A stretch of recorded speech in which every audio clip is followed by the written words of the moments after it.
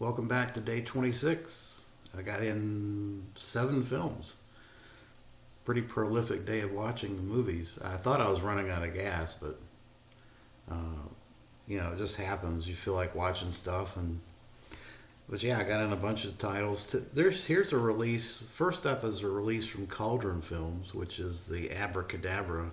It's a 2018 film directed by the Onetti brothers, who obviously they love Gialli because this is a homage to 70s Gialli filmed in 2018, and it's about a magician, and then a series of murders occurred, and he's kind of framed for it, and he's trying to figure out who did it.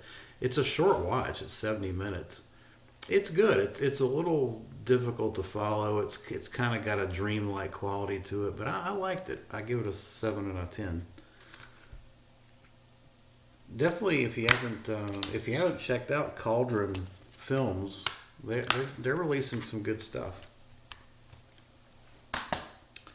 All right, next up is 1987's Monster Squad, directed by Fred Decker. Now, this is a fun kids film. I mean, I think if I was like a teen, I was mid 20s when this came out. I think if I was like 14, 15, this would be like my thing. And I know a lot of people grew up with it and love it. And I think if I'd have been a lot younger, I would have too. I still like it.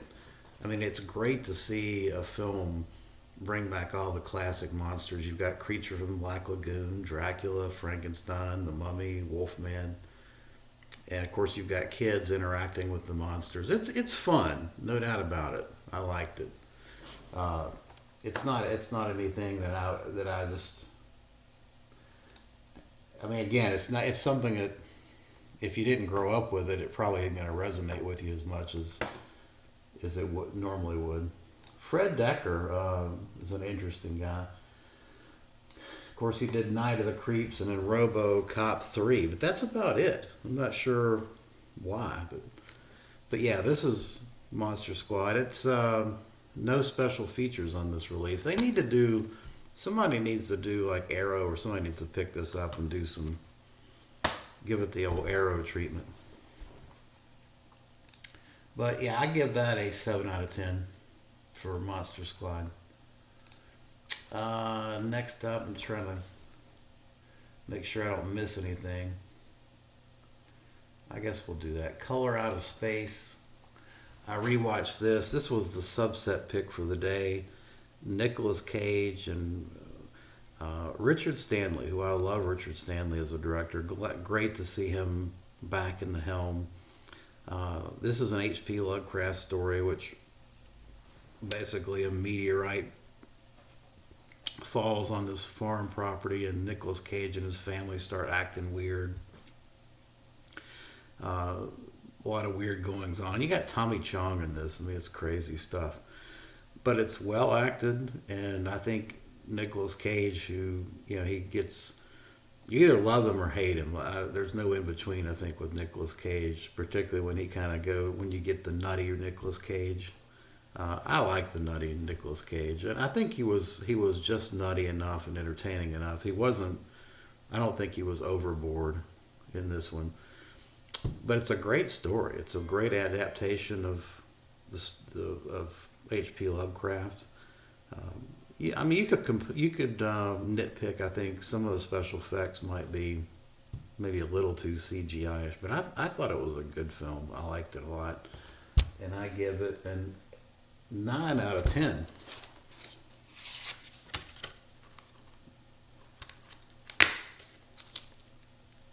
Probably one of my favorite H.P. Lovecraft adaptations.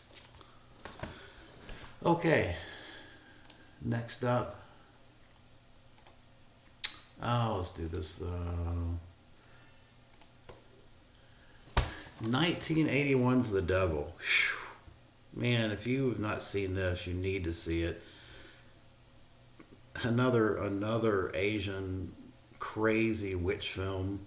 It's just unbelievably crazy. Anyway, this is about a witch that casts ugly spells on her victims, which turns their insides into snakes and worms. It's got a load of special features. This is a Masker video release. Uh, definitely recommend this. Definitely recommend this to hardcore horror fans or Asian horror fans. If you haven't seen The Devil, you need to check it out. I give it a 7 out of 10. It's over the top crazy.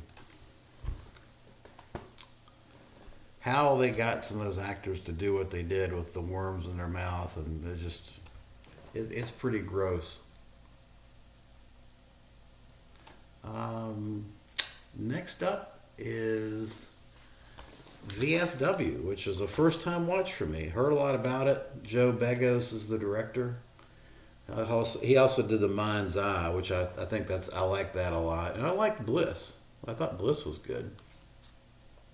This, of course, stars Stephen Lang, who owns a bar. And it's basically a zombie siege film, just with an action-packed zombie siege film. It feels like kind of like The Walking Dead at 100 miles an hour. You know, it's like one episode. It's like 20 episodes of The Walking Dead compressed into one.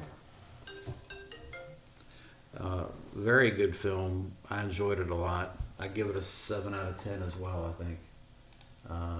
Yeah, 7 out of 10. If you like action and gore, you're going to love this. And I'm not so sure that it was really zombie. It's more like the guys attacking the bar were like, they're not zombies. They were more like drug addicts, you know, hooked on drugs. And basically, one of the people that stole some of the drugs was holed up in the bar, being protected by these guys. And then the group tries to get the girl and get the drugs. That's basically the storyline. It's good.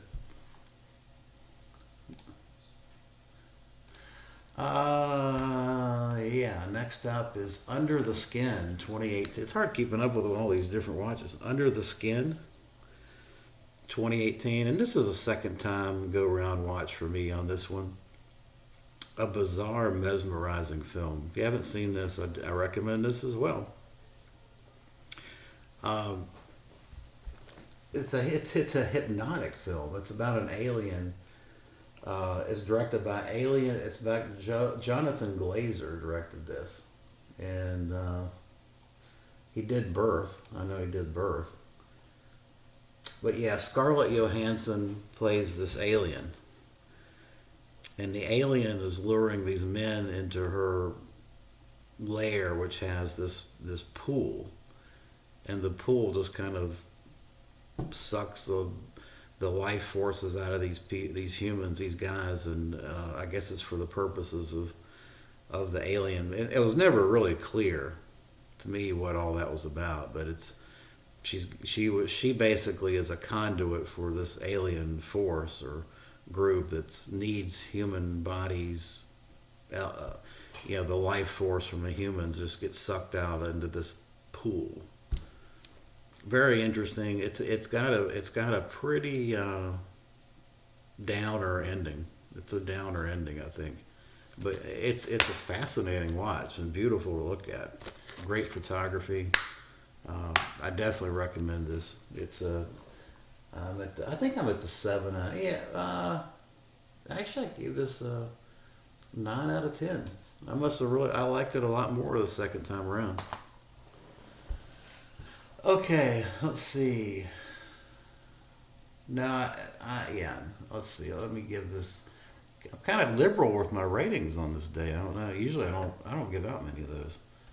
9's definitely not. Oh boy, 1972's The Baby, directed by Ted Post. You know, only in the 70s can you get like an adult male who's being treated and trained to act like a baby by his mother and the two sisters, and they torture the shit out of him if he doesn't act like a baby. And I guess it's for child support money or welfare money or what have you, but basically you got this social worker that tries to save baby, and she's got ulterior motives as well. Bizarre. bizarre film. But I liked it. I think it's off the wall crazy, but it was right up my alley. I liked it a lot. And of course, Arrow gives you the full treatment with the booklet and load of special features. Yeah, you got to check out The Baby. I think I'm in the 8 out of 10 category on this one too. 8 out of 10, yeah. And then the last watch was Bordello of Blood, which I'd never seen before. 1996's Bordello of Blood, directed by Gilbert Adler, and looks like he didn't do anything else. Now, this is a Bordello of Blood's the weakest watch of the day for me. I'm just not a fan of Dennis Miller, and I think he comes across as very miscast in this film. I'm not a big fan of horror comedies that they're not sure what they want to be. I mean, there's horror comedies that they throw in some one-liners. It's just Dennis Miller throwing in a bunch of one-liners in the middle of a horror movie. I mean, I don't know. I just don't like Dennis Miller, I think, is the real problem. Corey Feldman is in this. It's basically about a vampire that comes back, and Dennis Miller's trying to solve the killings that are going on and basically stop this vampire. I didn't like it. I give it a 5 out of 10. I didn't grow up with it. Didn't like it. 5 out of 10. I think it could have been better if you had not put Dennis Miller in it, and maybe made it like a 45-minute. 45-minute kind. I mean, Dennis Miller and a cameo with Whoopi Goldberg. Yeah, I mean, it's just kind of a cheap cash in because they were popular back then, but it didn't work for me.